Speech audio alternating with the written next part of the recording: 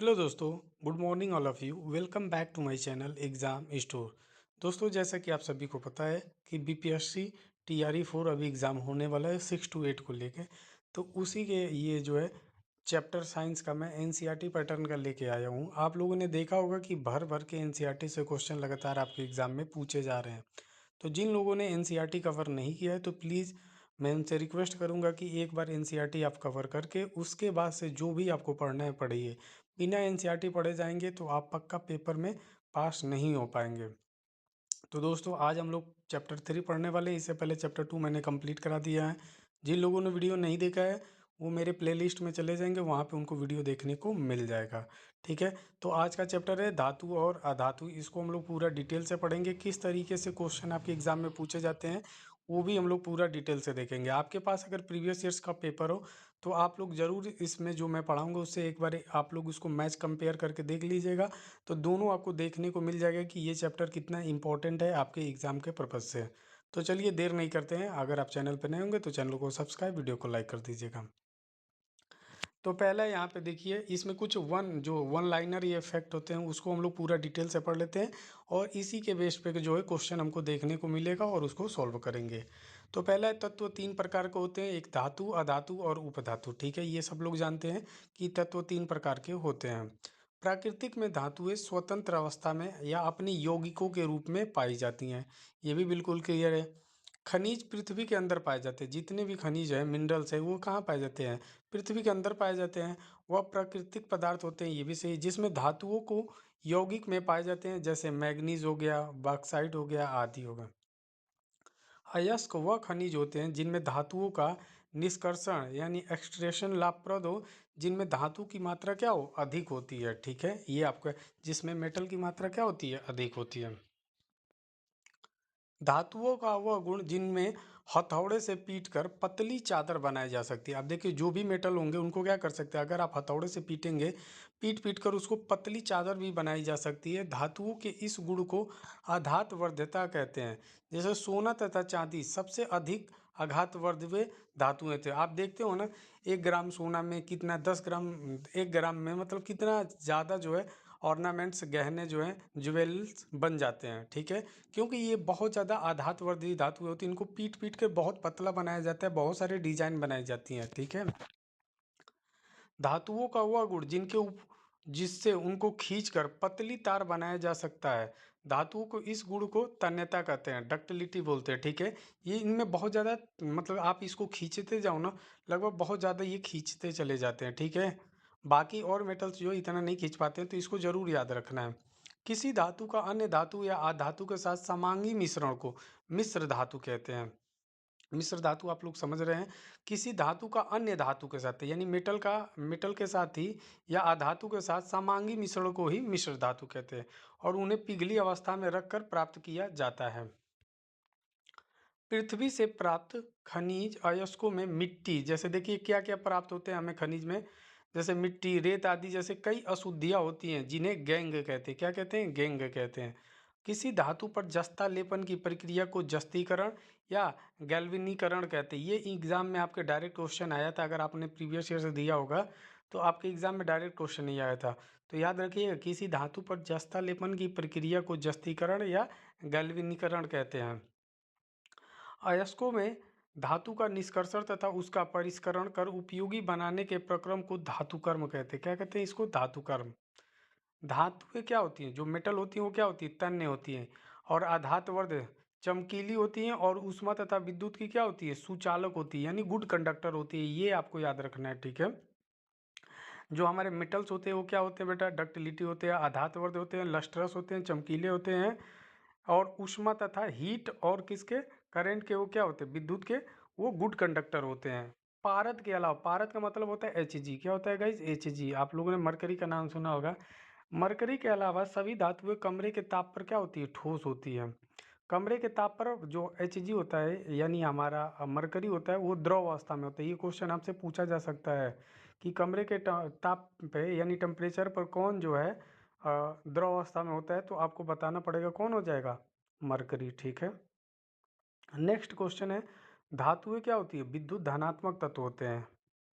क्यों होते हैं? क्योंकि यह अधातुओं को इलेक्ट्रॉन देकर जो इलेक्ट्रॉन डोनेट करता है तो उस पे ऊपर क्या आता है, पॉजिटिव चार्ज, और जो इलेक्ट्रॉन एक्सेप्ट करता है यानी ग्रहण करता है उस पर निगेटिव चार्ज आता है। तो इस वजह से जो धातुएं हमारी होती हैं वो क्या होती हैं, इलेक्ट्रॉन देती हैं, तो देने के बाद उनके ऊपर पॉजिटिव चार्ज आ जाता है। ठीक है, ये आपको याद रखना है। ऑक्सीजन के साथ संयुक्त होकर धातुएं क्षारकीय ऑक्साइड बनाती हैं। क्या बनाती हैं, क्षारकीय ऑक्साइड बनाती हैं। एल्युमिनियम ऑक्साइड एवं जिंक ऑक्साइड क्षारकीय ऑक्साइड तथा अम्लीय ऑक्साइड दोनों के गुणधर्म प्रदर्शित करते हैं और इन ऑक्साइड को उभयधर्मी ऑक्साइड कहते हैं। तो ये आपको याद रखना है। ठीक है, देखिए ऑक्सीजन के साथ संयुक्त होकर जो हमारे धातु होते हैं वो क्षारकीय ऑक्साइड बनाते हैं। इंपॉर्टेंट लाइन है, बहुत बारी आपसे एग्जाम में पूछा जाएगा। एल्युमिनियम ऑक्साइड एवं जिंक ऑक्साइड क्षारकीय ऑक्साइड तथा अम्लीय ऑक्साइड दोनों के गुणधर्म प्रदर्शित करते हैं। इन ऑक्साइड को देखिए ये दोनों गुणधर्म प्रदर्शित करते हैं, इसलिए इनको क्या बोला जाता है, उभयधर्मी ऑक्साइड कहते हैं। कार्बोनेट अयस्कों को वायु की अनुपस्थिति में, यहाँ क्या लिखा है, वायु की अनुपस्थिति में, यानी वायु प्रेजेंट नहीं है, गर्म करके ऑक्साइड में परिवर्तित करना ही क्या कहलाता है, निस्तापन कहलाता है। तो याद रख रहे हैं आपको क्या, कि कार्बोनेट अयस्कों को वायु की अनुपस्थिति में, ठीक है, यानी वायु प्रेजेंट ना हो, उसको गर्म करने के ऑक्साइड में परिवर्तित करना ही क्या कहलाता है, निस्तापन कहलाता है। सल्फाइड अयस्कों को वायु की उपस्थिति में, ये देखिए ये वायु के प्रेजेंस में होगा यानी एयर के प्रेजेंस में होगा, गर्म करके ऑक्साइड को परिवर्तन करना, ये क्या कहलाता है, भर्जन कहलाता है। निस्तापन यहाँ कहलाता है, भर्जन कहलाता है। निस्तापन किसे कहते हैं, वायु की अब्सेंस में, और ये वायु की प्रेजेंस में इसको क्या कहते हैं, भर्जन कहते हैं। सल्फाइड अयस्कों को वायु की उपस्थिति में गर्म करके, ये तो फिर से रिपीट हो चुका है, जल एवं तनु अम्लों के साथ विभिन्न धातुओं की अभिक्रिया क्या क्या होती है, भिन्न भिन्न होती है। ठीक है, मतलब डिफरेंट डिफरेंट होती है। नेक्स्ट आप देखिए, प्राकृतिक रबड़ को सल्फर के साथ गर्म करने की प्रक्रिया को रबड़ का क्या कहते हैं, वल्नीकरण कहते हैं। वल्नीकरण याद रखिएगा, वल्नीकरण कहते हैं, और ऐसा उनके गुणों के सुधार करने के लिए किया जाता है। अभिक्रियाशीलता के आधार पर अवरोही क्रम में व्यवस्थित समान धातुओं की सूची को श्रेणी सक्रियता यानी एक्टिविटी सीरीज कहते हैं। आपको रिएक्टिविटी सीरीज पढ़ाई गई होगी। ठीक है, कनका मांगे, इस तरीके से एक ट्रिक भी आपको बताया गया, या please call, please stop calling me, इस तरीके से आपको पढ़ाया गया होगा। ठीक है, अगर आप लोगों ने नहीं पढ़ा होगा तो कमेंट बॉक्स में जरूर बताइए, नेक्स्ट वीडियो में मैं आपके लिए रिएक्टिविटी सीरीज भी अरेंज कर दूंगा। ठीक है, तो हाइड्रोजन उसको क्या, हाइड्रोजन जो है, ठीक है, सक्रिय श्रेणी में हाइड्रोजन के ऊपर स्थित धातु है, अन्य जो ऊपर होते हैं हाइड्रोजन से वो बहुत ज़्यादा रिएक्टिव होते हैं, तो वो हाइड्रोजन को वहाँ से क्या कर सकते हैं, विस्थापित कर सकते हैं। उसी के बारे में बता रहे हैं कि रिएक्टिविटी सीरीज में हाइड्रोजन के ऊपर स्थित धातुएं अन्य अम्ल से हाइड्रोजन को क्या कर देती हैं, विस्थापित कर सकती हैं। अधिक अभिक्रियाशील वाले धातुएं अपने से कम अभिक्रियाशील वाले धातुओं को उसके लवण विलयन से विस्थापित कर सकती हैं। ये आप लोगों ने पढ़ा होगा, नहीं पढ़ा होगा तो प्लीज़ कमेंट बॉक्स में ज़रूर बताइएगा, मैं इसके लिए अलग से एक सेपरेट वीडियो ला दूंगा। दो या दो से अधिक धातुएं अथवा एक धातु या एक अधातु के समांगी मिश्रणों को ही क्या कहते हैं, मिश्र धातु। ये रिपीट हो चुका है। लंबे समय तक आर्द्र वायु यानी ह्यूमिडिटी एयर में संपर्क में रखने से लोहा जैसे कुछ धातुओं की सतह संक्षारित हो जाती है। इस परिघटना को संक्षारण कहते हैं। आप लोगों ने पढ़ा होगा जंग के बारे में, वही है संक्षारण उसे कहते हैं। अधातुओं के गुणधर्म धातुओं के विपरीत होते हैं। ठीक है, यह ना तो आधातवर्ध ना ही तन्य होते हैं। अब देखिए अभी तक आपने मेटल पढ़ा, मेटल क्या होते थे, मैंने आपको आधातवर्ध नहीं बताया था, और साथ में तन्य होते हैं, यानी तन्यता का गुण होता है, उसको खींचा जा सकता है, और वो हीट और उसके क्या नाम है, विद्युत के, वो दोनों के क्या थे, अलग थे। सुचालक का मतलब गुड कंडक्टर थे। बट यहाँ अधातु क्या है, अधातुओं के गुणधर्म क्या होते हैं, वे विपरीत होते हैं, यानी उल्टा होते हैं। न तो अधातवर्धनीय होते हैं ना ही तन्य होते हैं। ग्रेफाइट के अलावा सभी अधातुएं ऊष्मा के विद्युत की क्या होती है, कुचालक होती है। एक ग्रेफाइट ही ऐसा है जो ऊष्मा का सुचालक होता है। ठीक है, इसमें जो है वो ऊष्मा जो है जाती है। ठीक है, तो इसको याद रखिएगा कि ग्रेफाइट से जो होता है, यही एक ऐसा है अधातु जिसमें से थोड़े से इसमें मेटल के भी गुण पाए जाते हैं, तो इस वजह से ये क्या होता है, सुचालक होता है। ग्रेफाइट विद्युत का चालक होता है। देखिए अधातु में विद्युत ऋणात्मक तत्व होती है, ये आपको याद रखना है कि जितने भी नॉन मेटल्स होते हैं वो क्या होते हैं, विद्युत ऋणात्मक तत्व होते हैं, क्योंकि धातुओं के साथ अभिक्रिया में इलेक्ट्रॉन ग्रहण कर ऋण आवेशित आयन बनाती हैं। ठीक है, तो ये भी मैंने आपको बता दिया है। अधातुएं ऑक्साइड बनाती है तो उन जो अम्लीय या उदासीन होती हैं। ठीक है, ये भी आपको याद रखना है। अधातुएं तनु अम्लों से हाइड्रोजन विस्थापित नहीं कर पाती हैं, या हाइड्रोजन के साथ अभिक्रिया कर हाइड्राइड बनाती है। क्या बनाती हैं? हाइड्राइड बनाती हैं। ठीक है, तो ये आपको ध्यान में रखना है। नेक्स्ट, ये जो लाइन लिखी है बहुत ही ज़्यादा इंपॉर्टेंट है, इसको आपको घोल के पी जाना है। इससे डायरेक्ट आपके एग्जाम में क्वेश्चन देखने को मिलेगा। क्वेश्चन है सोडियम और पोटेशियम, सोडियम को हम लोग Na, पोटेशियम को K से रिप्रेजेंट करते हैं। ठीक है, एटॉमिक नंबर भी आपको याद होना चाहिए। सोडियम को Na 11 होता है, पोटेशियम K 19 होता है। तो ऐसी दो धातु जिनको चाकू से काटा जा सकता है, दोनों याद होना चाहिए। सोडियम और पोटेशियम जो दो ऐसे मेटल्स होते हैं जिनको आप क्या कर सकते हैं, चाकू से भी काट सकते हैं। तो डायरेक्ट क्वेश्चन आपके एग्जाम में पूछा जाएगा। दोस्तों, आपको पता होगा कि आपके एग्जाम में सिर्फ ऐसे ही क्वेश्चन पूछे जा रहे हैं। ठीक है, आप लोग बहुत ज़्यादा हाई लेवल पढ़ लेते हो। हाई लेवल पढ़ना नहीं है, वहाँ आपको अपने ज्ञान को दिखाना नहीं है, बस आपको एग्जाम ओरिएंटेड पढ़ना है जो आपके एग्जाम में पूछे जा रहे हैं। ठीक है, नेक्स्ट, ये और भी ज़्यादा इंपॉर्टेंट है। गैलियम और सीजियम ऐसे दो धातु हैं जिनको हथेली पर रखते ये क्या होते हैं, पिघल जाते हैं। तो क्वेश्चन में पूछा जा सकता है कि ऐसे दो मेटल्स के नाम बताओ जिनको हथेली पर रखते ही पिघल जाते हैं। तो कौन से हो जाएंगे, गैलियम और सीजियम। कौन से हो जाएंगे, गैलियम और सीजियम। धातुओं के ऑक्साइड की प्राकृतिक क्षारीकी होती है, कैसी होती है? जो धातु होते हैं उनकी नेचर कैसी होती है, तो क्षारकी होती है। ठीक है, और जबकि अधातुओं की ऑक्साइड कैसी होती है, प्राकृतिक अम्लीय होती है। ये भी इंपॉर्टेंट है, इसको याद रखिएगा। ज़्यादातर लोग उल्टा कर देते हैं। कैल्शियम ठंडे जल में तैरने लगता है, यानी फ्लोट करने लगता है, जबकि मैग्नीशियम गर्म जल में तैरता है। अब यहाँ देखिए, जो कैल्शियम है ये कोल्ड वाटर में क्या करता है, कोल्ड वाटर में फ्लोट करता है, जबकि मैग्नीशियम में ये हॉट वाटर में फ्लोट करता है। तो दोनों में डिफरेंट है, याद रखिएगा। ठीक है, स्टील को कठोर बनाने के लिए इसमें क्या ऐड किया जाता है, क्वेश्चन ऐसे ही पूछा जाएगा। तो याद रखिए कार्बन, वो भी कितना परसेंट, 0.05%। बहुत ज़्यादा इंपॉर्टेंट है गाइज। तो स्टील को कठोर बनाने के लिए उसमें क्या ऐड किया जाता है, तो कार्बन ऐड किया जाता है। और कितना ऐड किया जाता है, तो ये परसेंटेज याद होना चाहिए, 0.05%। Okay, next. अब आपसे ये क्वेश्चन इंपॉर्टेंट है, ऐसे धातु का उदाहरण दीजिए जो कमरे के ताप पर द्रव होता है। अभी मैंने आपको बताया था, कौन सा था कमरे पे, मरकरी Hg होता है। याद रखिए एटॉमिक नंबर 80 होता है। ठीक है, ये कमरे के ताप पे क्या होता है, द्रव होता है, यानी लिक्विड फॉर्म में होता है। सेकंड क्वेश्चन है, चाकू से आसानी से काटे जाने वाला कौन सा होता है? अभी मैंने ऊपर पढ़ाया, सोडियम और पोटेशियम होते हैं, इसको याद रखना है। उष्मा की सबसे अच्छी चालक कौन सी होती है, तो सिल्वर और कॉपर है। कौन से होते हैं, सिल्वर और कॉपर। सिल्वर का क्या होता है, Ag होता है, जिसको हम लोग रिप्रेजेंट करते हैं चांदी को, और कॉपर Cu आपको पता है। नेक्स्ट पूछ रहा, उष्मा की कुचालक कौन कौन से होते हैं, तो उष्मा की कुचालक कौन से होते हैं, लेड और मरकरी होते हैं। ठीक है, ये आपको याद रखना है। नेक्स्ट क्वेश्चन में पूछ रहा है, आधात्यवर्ध्यता तथा तन्य का अर्थ बताइए। आधातवर्धक ये धातुओं के गुण होते हैं, मैंने आपको बताया था ना, जिनको पीट पीट के बहुत ज़्यादा पतली चादर के रूप में भी आप क्या कर सकते हैं, मतलब बना सकते हैं। कुछ धातुओं को पीट कर पतली चादर बनाया जा सकता है, इस गुणधर्म को ही आधातवर्ध्यता कहते हैं। और कुछ धातुओं को पतले तार के रूप में खींचने की क्षमता को तन्यता कहते हैं, डक्टिलिटी कहते हैं। अब ये भी आपने बचपन में पढ़ा होगा, जब आपका उम्र 55 का होगा, कि सोडियम को केरोसिन में डुबाकर क्यों रखा जाता है, क्यों रखा जाता है, क्योंकि ये बहुत ज़्यादा रिएक्टिव होता है। और ये क्या करता है, ऑक्सीजन के मतलब वायु के संपर्क में आने पे क्या कर सकता है, ये रिएक्ट हो सकता है और आग पकड़ सकता है। तो देखिए, सोडियम और पोटेशियम अत्यधिक क्रियाशील होते हैं। ठीक है, बहुत ही ज़्यादा रिएक्टिव होते हैं, और वायु के साथ ये अभिक्रिया कर आसानी से आग पकड़ लेते हैं। इसलिए सोडियम और केरोसिन को किस में डुबो कर रखा जाता है, तो याद रखिएगा केरोसिन ऑयल। अरे हाँ, वही जो आप लोग गांव में मिट्टी का भी तेल बोलते हो उसको, उसी को केरोसिन ऑयल भी बोलते हैं। अब इन अभिक्रिया को आपको समीकरण, इसको आपको अगर नहीं आता है तो थोड़ा सा समझ लीजिएगा। भाप के साथ आयरन Fe है, H2O है। देखिए यहाँ पे हम सॉलिड फॉर्म में, गैस फॉर्म में लिए हैं। अब इसको जब करते हैं तो ये देखिए Fe3O4 है, और यहाँ से हाइड्रोजन गैस क्या हो रही है, निकल रही है। ठीक है, तो ये ऐसे ही नीचे वाले में करना है। अब ये चार दिए हैं, इसके लिए देखिए यहाँ पे पूरा हो नहीं पाया है अभी। ठीक है, तो इसको अभी आप स्किप कर दीजिए। नेक्स्ट क्वेश्चन जो है आपसे पूछ रहा है फोर्थ, इसको देख लीजिए।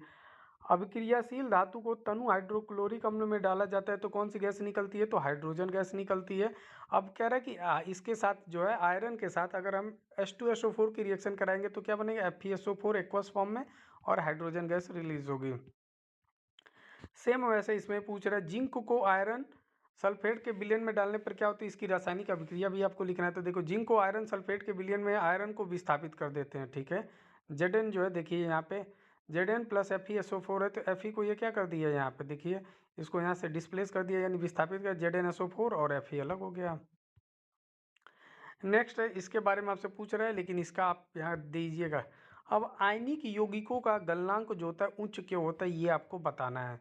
तो देखिए आयनिक यौगिकों में परस्पर परस्पर क्या होता है, आयनिक आकर्षण बहुत ही ज़्यादा शक्तिशाली होता है और इस शक्तिशाली बंध को तोड़ने के लिए अत्यधिक ऊर्जा की क्या होती है, आवश्यकता होती है और इनका गलनांक क्या होता है, बहुत ही ज़्यादा उच्च होता है। निम्न पदों की परिभाषा आपको देना है। खनिज क्या होते हैं बताइए। खनिज वे पदार्थ होते हैं जिनमें धातुएं अपने यौगिक के रूप में पाई जाती हैं, उनको हम लोग क्या कहते हैं, खनिज कहते हैं। यौगिक यानी कंपाउंड के रूप में पाई जाती है। ऐसे खनिज जिनमें धातुओं का निष्कर्षण अत्यधिक सरल व उपयुक्त होता है वो क्या कहलाता है, अयस्क। आपसे पूछा जा सकता है कि एल्युमिनियम का अयस्क कौन सा होता है, जल्दी से आप लोग बताइए। या बॉक्साइट किसका अयस्क होता है और किसका होता है, तो ये आपको बताना है, ठीक है। गैंग पूछ रहा है तो गैंग खनिज प्राकृतिक में शुद्ध रूप से प्राप्त नहीं होते, ठीक है। जो खनिज होते हैं वो प्राकृतिक में जितने भी मिनरल्स है वो शुद्ध नहीं होते, उसको रिफाइन किया जाता है, ठीक है। उनमें उपस्थित अशुद्धियों को क्या कहते हैं, गैंग कहते हैं। यानी जो उसमें प्रेजेंट है ना अब अशुद्धि, ठीक है, तो उसको हम लोग कहते हैं क्या है, गैंग। दो धातुओं के नाम बताइए जो प्राकृतिक अवस्था में मुक्त मुक्त अवस्था में पाई जाती है, तो कौन कौन से। एक एयू, एयू से किसको रिप्रेजेंट करते हैं हम लोग, गोल्ड को। और एजी से किसको रिप्रेजेंट करते हैं, चांदी सिल्वर को। तो एयू और प्लेटिनम ये दो ऐसे मेटल्स हैं, इसको याद रखिए, जो मुक्त अवस्था में पाए जाते हैं। नेक्स्ट 61 क्वेश्चन देखिए।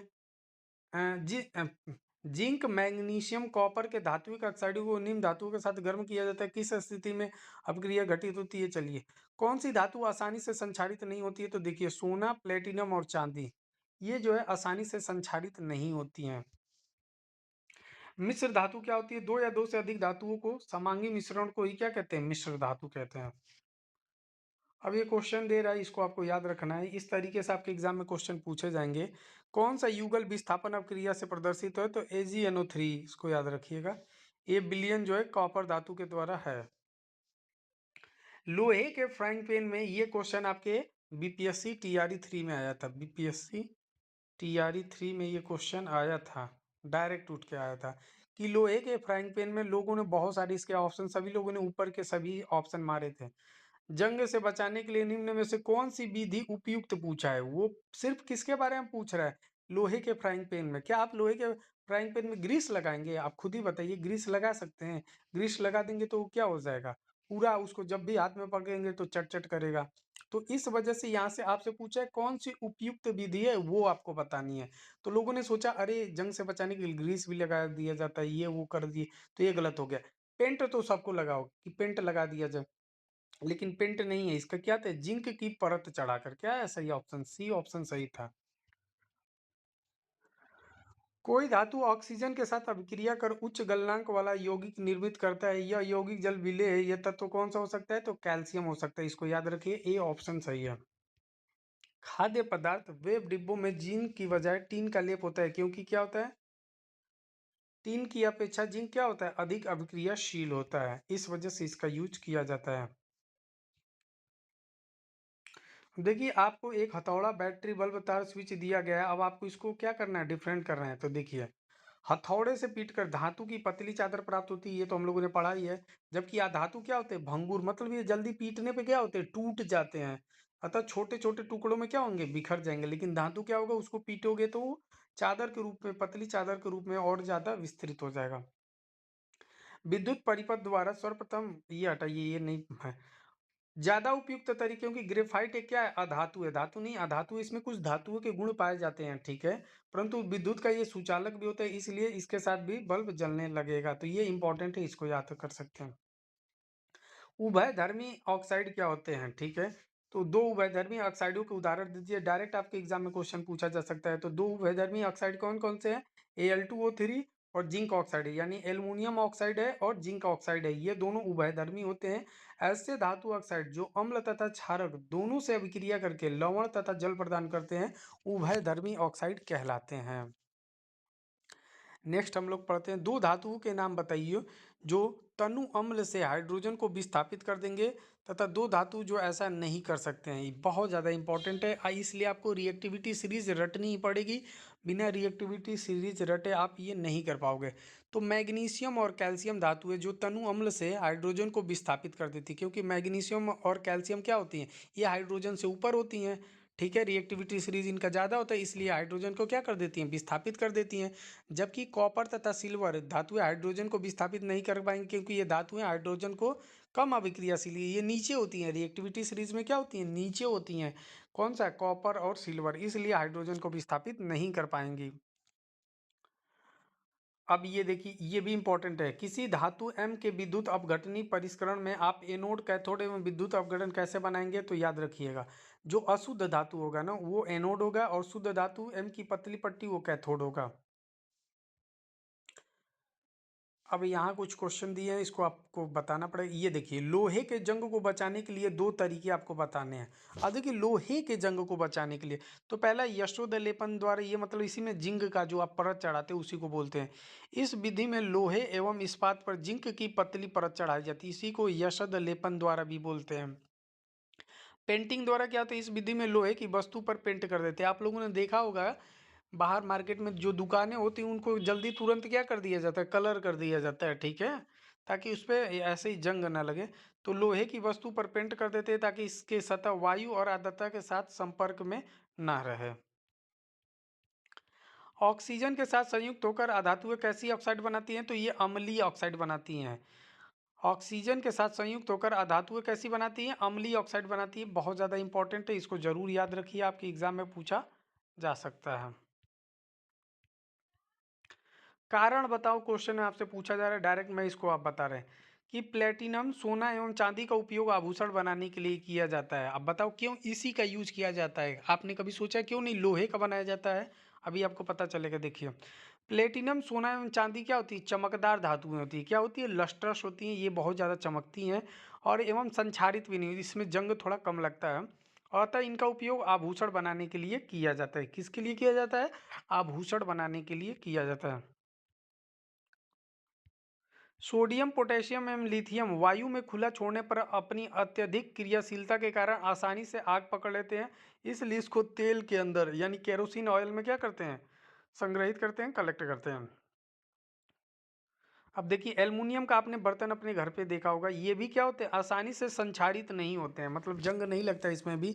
यह ऊष्मा के क्या होते हैं, सुचालक होते हैं। ठीक है, धातुओं को अन्य ऑक्साइडों के साथ पृथक करना ज़्यादा आसान प्रक्रिया था। निष्कर्षण प्रक्रम में कार्बोनेट एवं सल्फाइड अयस्कों को ऑक्साइड में परिवर्तित किया जाता है। आपने तांबे के मलिन बर्तन को नींबू या इमली के रस से साफ करते अवश्य देखा होगा। यह खट्टे पदार्थ बर्तन को साफ करने में क्यों प्रभावी होते हैं, बताइए, रीजन पूछती है आपसे। तो देखो, नींबू या इमली जैसे पदार्थ में अम्ल होता है, अम्ल होता है, ये आपको पता ही है। आप लोग बताइए, नींबू और इमली में कौन कौन से अम्ल पाए जाते हैं, एसिडिक कौन कौन सा होता है। ठीक है, यह अम्ल तांबे के अशुद्ध बर्तन को साफ करने में प्रभावी होता है। इससे तांबे के बर्तनों की क्या होती है, चमक बनी रहती है। रासायनिक गुणधर्म के आधार पर धातुओं एवं अधातुओं में विभेद कीजिए। धातुओं के रासायनिक गुण देखिए, ये क्वेश्चन दिए हैं और इसके आंसर दिए हैं। धातुएं क्या होती है, क्षारकीय ऑक्साइड बनाती हैं। तो पहला, अधातुएं अम्लीय तथा उदासीन ऑक्साइड बनाती हैं, ये आपको बताना है। ठीक है, कौन बनाती हैं, तो इसके बारे में आपको मैंने बता दिया है। धातुएं, धातु अपचायक होते हैं, अधातु अपचायक होते हैं। धातु अपचायक नहीं, अधातु अपचायक होते हैं। धातुएं जल से हाइड्रोजन विस्थापित कर देती हैं, तो अधातुएं जल को हाइड्रोजन से विस्थापित नहीं कर पाती हैं। ये जो है, देखिए यहाँ पे धातु के रासायनिक गुणधर्म दिए थे, ये अधातु के रासायनिक गुणधर्म दिए थे। नेक्स्ट ये क्वेश्चन अच्छा है, इसको आपको याद रखना है। एक व्यक्ति प्रत्येक घर में सुनार बनकर जाता है, गोल्ड स्मिथ सुनार होते हैं। उसने पुराने एवं मलिन सोने के आभूषणों को पहले जैसी चमक पैदा करने का ढोंग रचाया। कोई संदेह किए बिना एक महिला अपने सोने के कंगन उसे दे देती है, जिसे वह विशेष बिलियन में डालकर, यानी एक ऐसा सोल्यूशन था, उसको एक्वारेजिया रखा था। एक्वारेजिया में क्या होता है, अगर आप सोना डालोगे ना तो वो गलने लगता है। कंगन नए तरह की चमक लगने लगता है, लेकिन उसका वजन अत्यंत कम हो जाता है। वो महिला बहुत दुखी होती है तथा तर्क वितर्क के पश्चात उस व्यक्ति को झुकना पड़ता है। एक जासूस की तरह क्या आप उस बिलियन की प्रकृति के बारे में बता सकते हैं। अब देखिए, वो जो विलियन होगा वो क्या होगा, एक्वारेजिया 3 और 1 के रेशियो में होता है। उस व्यक्ति ने एक्वारेजिया विलियन का प्रयोग कर महिला के सोने को गला दिया तथा वजन कम हो गया। इसमें 3 और 1 के अनुपात में HCl और HNO3 होता है। ठीक है, इसको याद रखना है आपको। तो आप लोग भी सुनार के पास जाते हैं तो थोड़ा सा ध्यान जरूर दीजिएगा कि किस में डाल रहा है, क्या कर रहा है। आप लोग चमकाने के चक्कर में अपना कहीं वजन तो कम नहीं करवा ले रहे हैं। गर्म जल एवं टैंक बनाने में तांबे का उपयोग होता है, परंतु इस्पात, लोहे के मिश्र धातु का नहीं। इसका कारण बताइए। कॉपर जो होता है उष्मा का क्या होता है, कंडक्टर होता है, और यह गर्म जल के साथ अपक्रिया नहीं करता है। इसके विपरीत आयरन गर्म जल के साथ अपक्रिया करता है। तो ये आपको याद रखना है। धातु क्या है ये तो मैं आपको पढ़ा चुका हूँ, फिर भी आप देख लीजिए। धातुएं वो होती है जो इलेक्ट्रॉन खोकर धनायन बनाते हैं, यानी पॉजिटिव चार्ज बनाते हैं इलेक्ट्रॉन डोनेट करने के बाद से। धातु के बाह्यतम कोश में सामान्यतः 1, 2 या 3 इलेक्ट्रॉन होते हैं। धातुएं चमकीली होती हैं और ठोस होती हैं। धातु उष्मा तथा विद्युत के क्या होती हैं, सुचालक होती है। अगर आप नहीं पढ़े मेटल क्या है तो ये सारी इतने जो है पॉइंट्स हैं ये आपको याद होने चाहिए। अब अधातु क्या होते हैं, तो अधातु वे तत्व होते हैं जो इलेक्ट्रॉन लेकर ऋणात्मक आयन बनाते हैं। ठीक है, अधातुएं परमाणुओं के बाह्यतम कोश में 5, 6, 7 या 8 इलेक्ट्रॉन होते हैं, केवल हाइड्रोजन तथा हीलियम को छोड़कर। अधातुएं क्या होती हैं, ठोस, द्रव और गैस तीनों अवस्था में होती है। सामान्यतः ऊष्मा तथा विद्युत के क्या होते हैं, कुचालक होते हैं। जो अधातु होते हैं सामान्यतः अगर देखा जाए तो ये क्या होते हैं, विद्युत तथा हीट के क्या होते हैं, कुचालक होते हैं। अब क्वेश्चन है खनिज क्या है, यानी मिनरल्स क्या है। तो मिनरल्स जो होते हैं वो पृथ्वी के अंदर पाए जाते हैं, वह प्राकृतिक पदार्थ है, मतलब नेचुरल है ना बेटा, जिसमें धातुओं के यौगिक पाए जाते हैं, जैसे मैग्नीज हो गया, बॉक्साइड हो गया आदि। अयस्क क्या होते हैं, और क्या होते हैं। अब ये देखिए, और मैंने आपसे पूछा था एल्युमिनियम का, और आप बता दीजिए। तो अयस्क वह खनिज होते हैं, अयस्क वह खनिज होते हैं जिनमें धातुओं का निष्कर्षण लाभप्रद हो, जिनमें धातु की मात्रा अधिक हो। सभी अयस्क खनिज होते हैं, परंतु सभी खनिज अयस्क नहीं होते। इंपॉर्टेंट लाइन है यहाँ देखिए, सभी अयस्क क्या होते हैं, खनिज होते हैं। जितने भी ओर हैं हमारे वो क्या होते हैं, मिनरल्स होते हैं। लेकिन सभी खनिज जो होते हैं, सारे मिनरल्स जो होते हैं वो ओर नहीं, अयस्क नहीं होता है। वह खनिज जो सस्ते से सस्ते विधि से किसी तत्व को है, ठीक है, किसी तत्व से है। गैंग किसे कहते हैं, गैंग मैंने आपको बता दिया कि पृथ्वी से प्राप्त जो खनिज होते हैं अयस्कों में मिट्टी, रेत आदि के कई अशुद्धियां मिली होती हैं उनके साथ खनिज में, उन्हीं को गैंग कहते हैं। धात्विक और धातु क्रम क्या है ये देखिए। तो अयस्कों से धातुओं का निष्कर्षण करने तथा धातुओं को प्राप्त करने की प्रक्रिया धात्विक या धातु कर्म कहलाता है। निस्तापन क्या होते हैं देखिए, कार्बोनेट अयस्कों को वायु की अनुपस्थिति में अयस्क को गर्म करने की ऑक्साइड में परिवर्तित करना ही क्या होता है, निस्तापन। यानी वायु की यहाँ पे देखिए प्रेजेंस नहीं है, अनुपस्थिति है। अयस्क का समृद्धिकरण क्या होता है, तो अयस्कों में से अवांछनीय अशुद्धियों को दूर करने की प्रक्रिया को अयस्क सा समृद्धिकरण या सांद्रण कहते हैं। अब भर्जन क्या होता है देखिए, सल्फाइड अयस्कों को वायु की उपस्थिति में, ये किसका होता है, प्रेजेंस ऑफ एयर, गर्म करके ऑक्साइडों को परिवर्तित करना ही भर्जन कहलाता है। धातु परिष्करण क्या है, धातु परिष्करण की कितनी विधियां होती हैं, तो अशुद्ध धातुओं को शुद्ध करना ही क्या होता है, धातु परिष्करण कहलाता है। धातु परिष्करण की कितनी विधियां होती हैं, 4। ये देखिए, एक है परिसमापन, आशवन, विद्युत अपघटन परिष्करण और जोन परिष्करण विधि होती है। धातु का संक्षारण क्या है, देखिए, धातुओं का संक्षारण धातु के क्षय होने की एक धीमी प्रक्रिया होती है। ठीक है, ये धीरे धीरे, आपने देखा होगा किसी भी चीज पे जंग लगता है, जो अपने आसपास उपस्थित वायु यानी ऑक्सीजन तथा नमी तथा प्रदूषकों की क्रिया के कारण अपने ऊपर एक धातु ऑक्साइड की परत बना लेता है, जिससे धातु धीरे धीरे क्या होने लगता है, क्षय होने लगता है, और यही धातु का संक्षारण कहलाता है। लोहे में जंग लगना लोहे के संक्षारण का एक क्या है, उदाहरण है, इसको आपको ध्यान रखना है। रबड़ का वल्कनीकरण क्या होता है, तो प्राकृतिक रबड़ को सल्फर के साथ, सल्फर का एटॉमिक नंबर आप लोग बता सकते हैं, एस से रिप्रेजेंट करते हैं, एटॉमिक नंबर 16 होता है। गर्म करने की प्रक्रिया को रबड़ का वल्कनीकरण कहते हैं, ऐसा उनके गुणों को सुधार करने के लिए किया जाता है। तो ये भी आपको याद रख। आघात वर्धना और तन्यता, ये मैंने बताया था मेटल के साथ होते हैं। धातुओं का वह गुण जिनमें उनके हथौड़े से पीट पीट कर पतली चादर बनाई जा सकती है, धातुओं के इस गुण को आघात वर्धता कहते हैं। सोना तथा चांदी सबसे अधिक आघात वर्धनीय धातुएं होती हैं। तन्यता, अब तन्यता क्या, धातुओं का वो गुण जिनसे उनको खींच कर पतली तार बनाए जा सकते हैं, इस गुण को तन्यता कहते हैं। मिश्र धातु मैं आपको बहुत बार बता चुका हूँ। किसी धातु व अन्य धातु उपधातु के साथ समांगी मिश्रण को ही मिश्र धातु कहते हैं और उन्हें पिघली अवस्था में रखकर प्राप्त किया जा सकता है। अब देखिए आपसे क्वेश्चन पूछ रहा है संक्षारण को रोकने की दो विधियां बताइए। तो पहला है रोधी विधि द्वारा। कौन सा है? रोधी विधि द्वारा वायु तथा धातु के बीच रोधी का परत लगाकर धातु का संक्षारण रोका जा सकता है, जैसे पेंट या वार्निश या टिन, कॉपर, क्रोमियम, निकिल या विद्युत लेपन करके उसको रोका जा सकता है। दूसरा है उत्सर्ग विधि द्वारा। इस प्रक्रिया में जिंक की परत से उस तत्व को ढककर उस धातु का संक्षारण रोका जा सकता है। इस प्रक्रिया को गैल्वेनीकरण या यशोद लेपन कहते हैं। ठीक है, यशोद लेपन, जस्तीकरण, गैल्वेनीकरण किसे कहते हैं? तो किसी भी धातु पर जस्ता लेपन की प्रक्रिया को ही क्या कहते हैं? जस्तीकरण या गैल्वेनीकरण कहते हैं। अब आपसे पूछ रहा है अयस्क की समृद्धि करने की विधियां का वर्णन करो। पहला है द्रव्य चालित ढुलाई, फेन प्लोन प्रक्रम। तो ये आप इसको स्किप कर सकते हैं, आप इसको डायरेक्ट पढ़ लीजिएगा। ठीक है, अब ये आपके लिए इंपॉर्टेंट है। ये देखिए, दो धातुओं के नाम लिखिए जो ऊष्मा को सर्वाधिक चाला रहे हैं। तो कॉपर हो जाएगा और चांदी हो जाएगा, यानी Ag और Cu हो जाएंगे। ठीक है,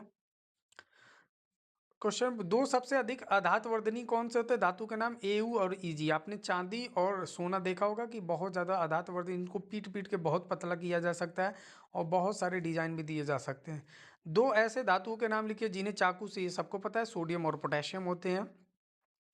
उन दो धातुओं का नाम लिखिए जिनका गलनांक इतना कम होता है कि हाथ में रखते। कौन से? गैलियम और सीजियम। ये देखिए, पहले मैंने आपको वन लाइनर फैक्ट पढ़ाया, अब उसी से रिलेटेड क्वेश्चन भी करवा दे रहा हूँ, तो आपके सारे जो है डाउट कंप्लीट हो जाएंगे और आपको ये अच्छे से पता भी चल जाएगा।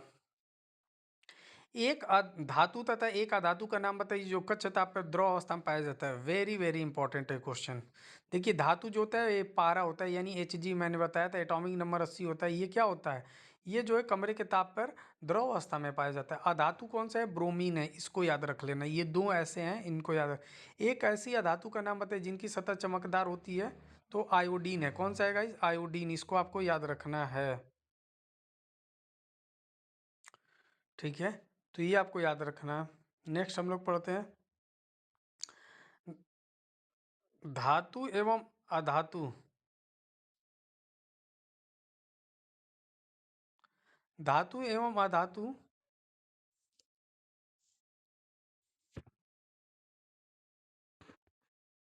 धातु एवं अधातु किस प्रकृति के ऑक्साइड बनाते हैं? तो धातु क्षारकीय ऑक्साइड बनाता है और अधातु अम्लीय ऑक्साइड बनाते हैं। कार्बन के उस अपरूप का नाम बताइए जो अभी तक ज्ञात सर्वाधिक कठोर पदार्थ है। तो कौन सा हो जाएगा? हीरा हो जाएगा। ये आपको याद रखना है। उन दो धातुओं का नाम लिखिए जो पानी में रखने पर तैरने लगते हैं। तो कौन से हो जाएंगे? कैल्शियम और मैग्नीशियम। कौन से हो जाएंगे? कैल्शियम और मैग्नीशियम हो जाएंगे। कौन से दो धातुएं तनु नाइट्रिक अम्ल के साथ अपक्रिया करने पर हाइड्रोजन गैस उत्पन्न करता है? तो मैग्नीशियम तथा मैग्नीज हो जाएगा। कौन सा हो जाएगा? मैग्नीशियम तथा मैग्नीज हो जाएगा। सोडियम तथा पोटेशियम धातु को केरोसिन में डुबोकर क्यों रखा जाता है? बहुत बार बता चुके हैं। मैग्नीशियम धातु जब हवा में जलती है तो उसकी लौ का रंग क्या होता है? हल्का हरा और नीला हो जाता है। कैसा हो जाता है? ये आपसे कलर वाले भी क्वेश्चन पूछे गए थे, ये भी याद रखिएगा। दो धातुओं के नाम बताइए जो पानी से अभिक्रिया नहीं करती है लेकिन भाप से अभिक्रिया करती हैं। तो एल्युमिनियम और आयरन हो जाएंगे। सोडियम क्लोराइड किस प्रकार का बंध होता है? तो इसमें आयनिक बॉन्ड होते हैं, इसको आपको याद रखना है। अब चाय का नाम बताइए। एल्युमिनियम होता है। उस विधि का नाम बताइए जिसके द्वारा सक्रियता श्रेणी में सबसे ऊपर स्थित धातु को निष्कर्षित। तो ये विद्युत अपघटनी अपचयन विधि होता है। धातुओं के निष्कर्षण से सामान्यतः उपयोग में लाई जाने वाली एक सस्ते अपचायक का नाम क्या है? कार्बन है। ये भी हो जाए। तांबे के विद्युत अपघटनी परिष्करण में उपयोग में होने वाले विद्युत अपघटन का नाम क्या है? अम्लीकृत कॉपर सल्फेट का विलयन होता है। अम्लगम वेरी वेरी इंपॉर्टेंट है, इसका यूज भी पूछा जाता है। दंत चिकित्सक में इसका यूज किया जाता है और बहुत सारी चीज़ में, केमिस्ट्री में भी इसका यूज किया जाता है। तो ये आपको याद रखना है कि यदि कोई एक धातु यानी Hg मेटल के साथ रिएक्शन करता है तो इसके मिश्र धातु को ही हम लोग क्या कहते हैं? अम्लगम कहते हैं। ठीक है, तो ये आपको याद रखना है। लोहे के स्टेनलेस स्टील कैसे प्राप्त किया जाता है? मैंने आपको बताया था, इसमें कार्बन कितना मिलाया जाता है? 0.05%। मिश्र धातु हो चुका है। तांबा और जस्ते से बने एक मिश्र धातु का नाम क्या है? पूछा गया था, आपसे पूछ रहे जर्मन सिल्वर के बारे में पूछा गया था, जिन्होंने बीपीएससी टीआरई 2 दिया होगा। तो जर्मन सिल्वर किससे मिलकर बना था, इसमें आपको बता सकते हैं। इसके लिए कूजनी याद कर, कूजनी, ठीक है, ये याद कर लीजिए, कूजनी। कॉपर, जिंक और निकिल, ठीक है, ये तीनों से मिलकर जर्मन सिल्वर जो है बना था। तो तांबा और पीतल, तांबा और टीन से बने एक मिश्र धातु का नाम क्या है, तो कांसा होता है। सीसा तथा टीन से बने मिश्र धातु का नाम क्या होता है, सोल्डर होता है। ये क्वेश्चन पूछे जाते हैं। सोल्डर का उपयोग कहाँ पे होता है, तो ये विद्युत तारों को परस्पर वेल्डिंग के लिए किया जाता है। आप सभी को पता होगा किस तरीके से। अब देखिए क्वेश्चन में पूछा जा रहा है कि शुद्ध सोने का उपयोग आभूषण बनाने के लिए क्यों नहीं किया जाता। आपको पता है कि सोना, अगर शुद्ध सोना 24 कैरेट्स ले लेंगे, जो बहुत ही ज़्यादा क्या होता है, नर्म होता है, टूट जाएगा तुरंत तुरंत। तो देखिए शुद्ध सोना 24 कैरेट का होता है, जो कि काफ़ी नर्म होता है, इसलिए शुद्ध सोने का उपयोग आभूषण बनाने के लिए नहीं किया जाता है। उसमें थोड़ा सा क्या मिलाया जाता है, तांबा मिलाकर कठोर बनाया जाता है, क्योंकि शुद्ध सोना आभूषण बनाने योग्य नहीं होता, ये बहुत नर्म होता है।